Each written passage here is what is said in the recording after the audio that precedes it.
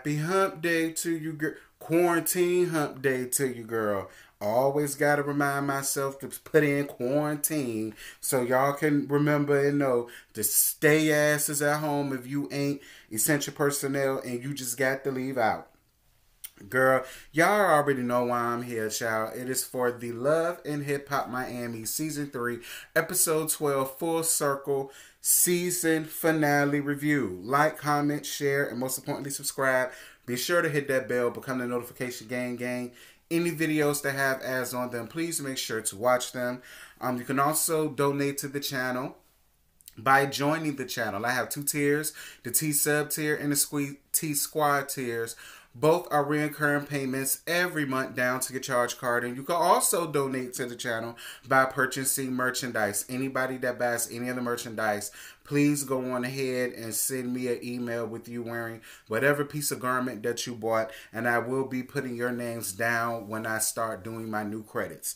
So, the episode starts off with Trina and Trick doing their morning show for 99 Jams. Trick says that radio was something that he always wanted to do, and I agree, Trick, especially now. You definitely had the face, the body, the stomach, the thighs, the hips for radio. Girl, because we barely want to see it on our TV screens. Ain't no shade, Trick, but you need to get your life in order, honey. Girl, we all do, okay? You see my A cups and my B cups. You know what I'm saying? Tiffany's and Tamika's. You know that's a little Mary J. Blige and T.I. for y'all little young girls who might not understand. Trina asks what happened between him and Joy, and he lets her know Joy always goes back to the past and keeps reliving in the past, but he ultimately lets her know that he told her that that he was sorry, and she was really shocked to hear that man done apologized to her cousin. Trina suggests that they both have a sit down and talk, and I definitely agree. I mean, listen, we can say whatever we want about Trick and Joy's, excuse me, y'all. We can say whatever we want about Trick and Joy's relationship, but it was obvious that she still loves this man with every fiber of her being. That's the love of a woman, okay? Once you in there, you're in there. But once you're out, you're out. And she still held out hope that her and Trick could possibly one day work things out. And as much flack as I give Trick, if that's who that woman wants to be with, and if he treats her with the level of respect that we just will never understand, then I'm all here for them wanting to work it out and be together. And so I can rock with that, Joy and Trick. I personally can rock with that. Prima Donna and Miami Tip meet up to talk. Miami Tip says that being that they're both from the streets, you know it's protocol and G code. You don't think you should have told her ahead of time that you was bringing Annie for a sit down. Pre says no, there is no G code. There's no sisterhood because she is not her sister. She feels like she's playing victim and she's using that excuse because she doesn't want to be with MJ no more. But Prima Donna, this is how I feel.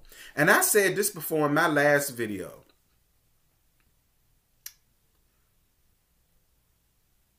The fact that you are sitting here not bearing any type of responsibility for the part that you played in all of this. True indeed. Amara was foolish as hell for listening to a whole nother woman about her man that she ain't been with for Lord knows how long.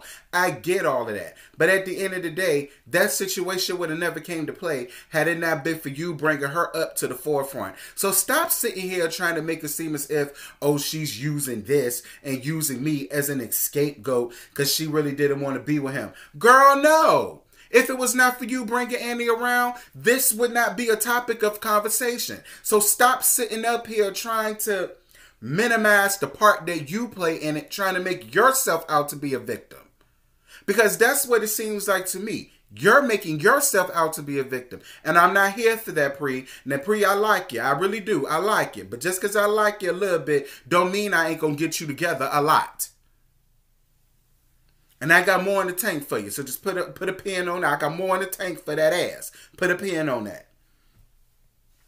Joy goes to see Trick and he's cooking, and she brings some fruits and vegetables to make some fruit smoothies with. And he also lets them know that a friend of theirs is coming over. And I can appreciate Joy. I get what Joy did. Joy was like, okay, he may not want to eat the organic foods. Fine. Everybody loves smoothies. So maybe if I bring him some organic fruits with some organic vegetables, he could go on ahead and just make fruit smoothies. Anytime he feels the need where he wants something sweet, or if he wants to skip a meal, he could just go on ahead and make a fruit smoothie. Like, I was kind of here with Joy for that. Y'all know that's the nurse, that's the registered nurse coming up out of me. Y'all know that's what I do off of YouTube. And it's like, I don't feel as though she's wrong for that. She's doing what anybody else would do when they really care for somebody. Even though she tried to act like she didn't care. We all know that Joy still loved Trick and wanted to be with Trick and wanted Trick to bust her down, him and that belly. But girl, we're going to get to that gag when that time comes. So, who is the friend, you ask? It is Miss AJ Johnson, honey.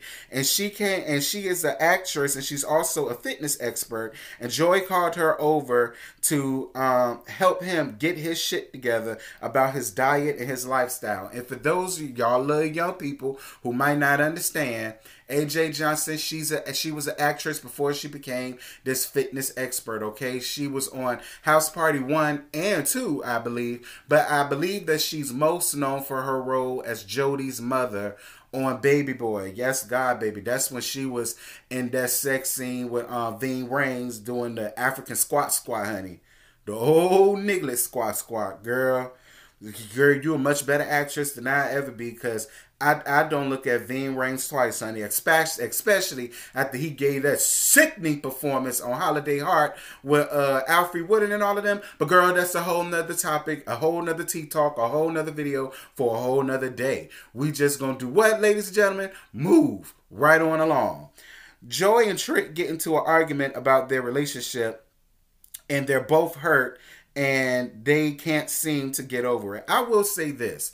That whole scene want nothing more than AJ Johnson. Ayala can't fix it. Please come fix their life. Because that's really all that they gave. That was a whole 10 minutes of them going back and forth like little kids, instead of accepting the fact that both of them really still love each other. They do still have feelings for one another. And Joy, as well as Trick, would love for the relationship to be back in the way that it was. So I definitely appreciate AJ in that moment. Like, she definitely gave them some good points of pearls of wisdom, honey.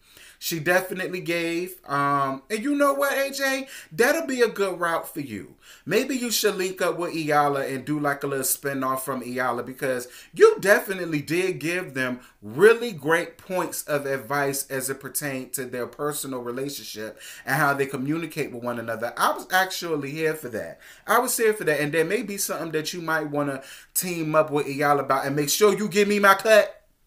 Because you heard it, you heard the idea from here first. But AJ, one thing, that blouse, sheer, negligee, lingerie, whatever the hell that was that you was wearing, mama, don't wear that no more. Moving right on along, I don't want to give you much because I like you. Suki takes her kids to Jackson's ice cream shop to spend time with them. She says that she has to travel back and forth between Atlanta and Miami because her kids live with her grandmama down to the Miami. I really like Sukiana. I like Sukiana a lot. I definitely understand that it is hard for her to be away from her because she has two kids, a boy and a girl. And baby, that daughter, I think her name is Destiny. Baby, she sent me. Girl, Sukiana says, so what's tea? She said, I'm pretty. Yes, God, mama. That's the girl. She got enough confidence at an early age that most women my age and older than me don't have. So shout out to you, Miss Destiny. She was as pretty as she wants to be. The son was as cute as he wants to be. And I just live for anything Sukiana. I really do. These are the type of young females that we need on Love and Hip Hop. See, one thing about Sukiana and Hood Brett and them, they won't doing most of the catty bull crap like Pre was doing and Jocelyn was doing and all and Nikki Natural was doing. Like, they're using this show as a stepstone. They're doing what K Michelle and also Cardi B did. And I can rock with them for that. I can rock for them with that. Shout out to y'all. Speaking of hood brat, her and Kenny talked to clear the air, baby. He came down when she was at work, wiping the countertops, baby. Yes, God, baby. Let me tell you something. Work ain't honest, but as long as it's paying the bills, that's all that matters. And I'm really glad that we got to see somebody doing some real work down to their damn VH1 check. So shout out to you, hood brat. He definitely apologizes for the way things turned out between both of them, but she's at a place where she's not ready to accept that now, and I don't blame her. It's like y'all men kill me with that. You do the absolute most, and then you utter and I'm sorry, and then you think because you say I'm sorry, then she's just supposed to get over things that happened then, and y'all are just supposed to go on ahead and pick back up where y'all left off then. And I'm sorry, it just don't work that way. It don't work that way, and I don't feel like Hood Brat is wrong for bringing him to the mat, taking him up to task for what he did. At the end of the day, you lied to me, and you did not have to lie to me. I'm not the kind of woman that you need to lie to. You could have kept it real with me. You could have told me the truth, and all of this could have been avoided. At least let me decide on whether or not this is the type of situation that I want to put myself in. You don't have that right to make that decision for me simply because you really like me, you want me around. And this is the whole thing.